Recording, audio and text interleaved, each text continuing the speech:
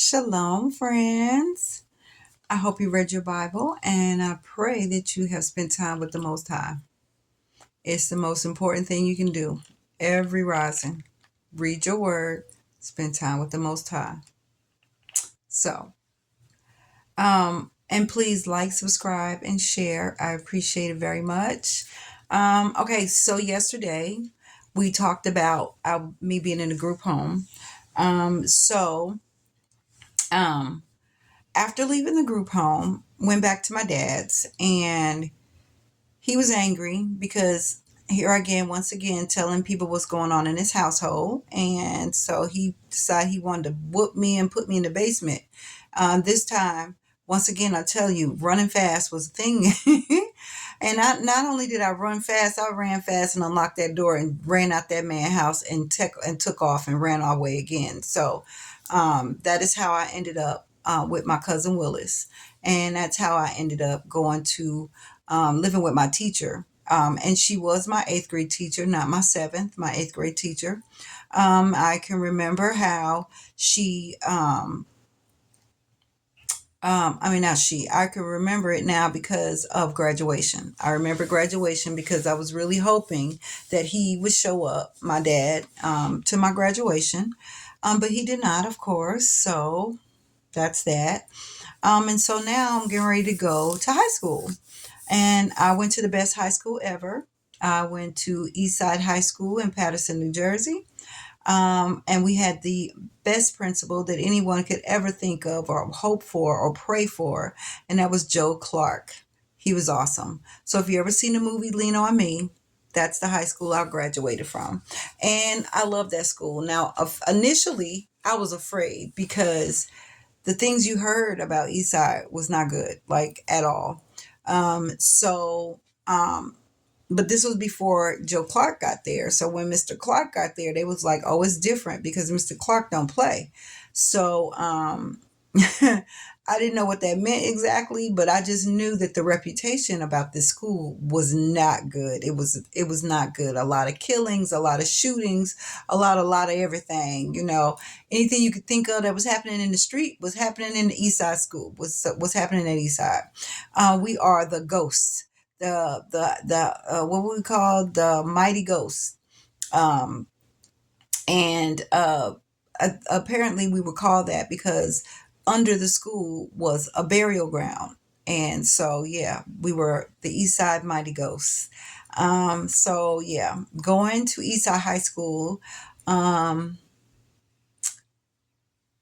was interesting because still I'm not really knowing how to hang out and deal with people, being abused and being I guess, isolated from others. You just really don't know how to, hang out and do stuff. So I'm a little nervous being in high school, going to the school with the big kids. And yeah, I get there and it wasn't bad at all because, like I said, Joe Clark was no joke. Like, he didn't play and he cared for his students. Like, he really, really, truly cared for his students. Like, I am not kidding. He believed we could do anything and he made us feel like we could do anything. We're not dumb, we're smart, we could do anything. Okay, so when I get there, I felt comfortable, I felt safe, but I still had that streak, that mean streak in me. And I started getting in trouble at school.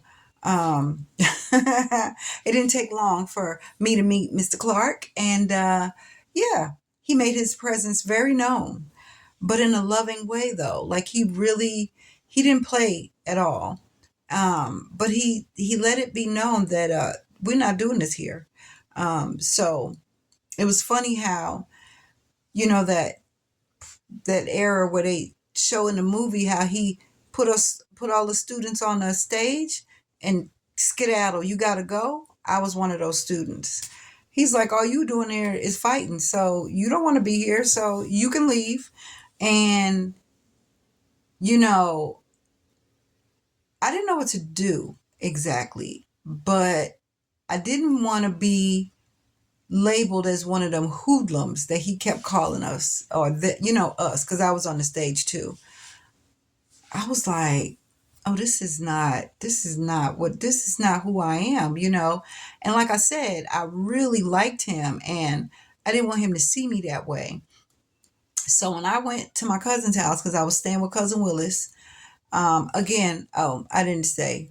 Did I say after I ran from his house again, I ended up moving back with cousin Willis.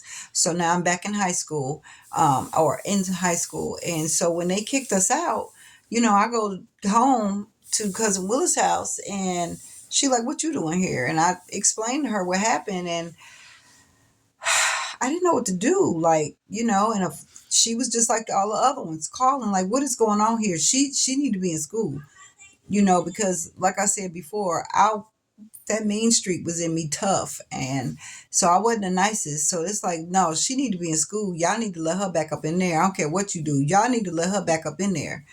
Um, so somehow and I don't really remember how I was able to get a meeting with Joe Clark, and or Mr. Clark, excuse me, show him his respect. He's passed on now, but I got to give him his respect. So when I went to the office to talk to him, I felt like I was in trouble. Like, he made me feel, he was like the first father figure that I ever had. Okay. And so to see the disappointment and how he looked at me, come on in my office, he says to me, and he talked to me and he's like, look here, I don't tolerate no disrespect. I'm not tolerate. If you're not here to learn, then I don't need you here. You've been doing nothing but fighting. You're not doing well in school. You've not been going to classes. Like, we're not doing this. And I just started bawling. And I mean bawling. And I mean the ugly cry where I was, because I was just like, please don't kick me out of school. I want to be here, and I apologize for all I've done. Come to find out, he knew my eighth grade teacher, and that's probably how I got in. I bet you that's probably how I got back in, because of her, because she knew him and they talked. And he said, okay, I'm going to give you another chance, but I'm going to keep an eye on you. And the first time you show me, you're out of here and you will never come back. I cried like a baby, because I was like, oh my gosh, I am not as tough as I keep trying to make it seem. I got this anger issue, but it's not that I'm a mean or bad person. I just have this issue within me because of all the stuff I've been through. So when he said he was keeping an eye on me, he meant exactly what he said. That man, he went to all my classes. He would just come in my classes and see what I was doing, checking on me. Like, he was not no joke. And once he realized that I was really trying and that I was really serious about being, education and stuff, he just embraced me and he loved on me. He Oh my gosh, Joe Clark, my goodness, Mr. Clark was amazing. Like, he made me feel, he gave me like that, I need to show accountability. He made me feel like, you're better than this, you're worth more than this, and this is not who you are, and that's not who I want to see. And I don't want you to show other people that side of you. Stop doing that. That's not who you are. Yeah, so then he realized, I love to sing, and I would, I was in concert choir with Miss Kubian.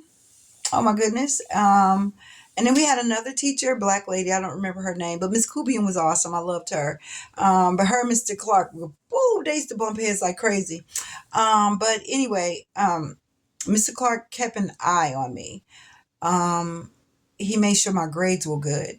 He made sure that I was in school. He made sure that I showed up to each one of my classes. He made sure I participated. He made sure I was respectful to my teachers. If I had a problem, I used to go to him and he fixed it. And I mean immediately.